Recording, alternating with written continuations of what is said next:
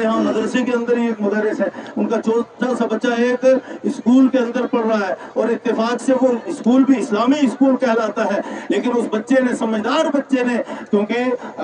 आलिम का, हाफिज का बेटा है, तो उसने बाप को पूछा कि मुझे टीचर ये कह रहे हैं कि आपको ड्रामा करना है और उसमें आपने साधु बनना है और यहाँ टीका लगाना पड़ेगा। याद रखें, ये टीका आप ड्रामा पेश करने के लिए क्यों ना लगाएं, आप ड्रामा पेश करने के लिए टीका लगाओगे, आपका ईमान खत्म हो जाएगा, आप नेमत ईमान से महरूम हो जाओगे, आपका शुमार उन्हीं में हो जाएगा जिनका ये शियार है, आप मुसलमान नहीं रहेंगे, चाहे आपने ड्रामे के लिए क्यों ना किया हो। हमारे टीचर लोग अपना नाम बढ़ाने के लिए, इनामात हासिल करने के लिए, हमारे स्कूल की वाहवाही हो, याद रखो ये दुनिया की वाहवाही की कोई परवाह न करो, फर्श वालों की वाहवाही की कोई परवाह न करो, ये देखो कि अल्लाह जो अर्श वाला है, अर्श वाले की वाहवाही मतलूब और मकसूद होनी चाहिए, इस चीज का ख्याल रखो।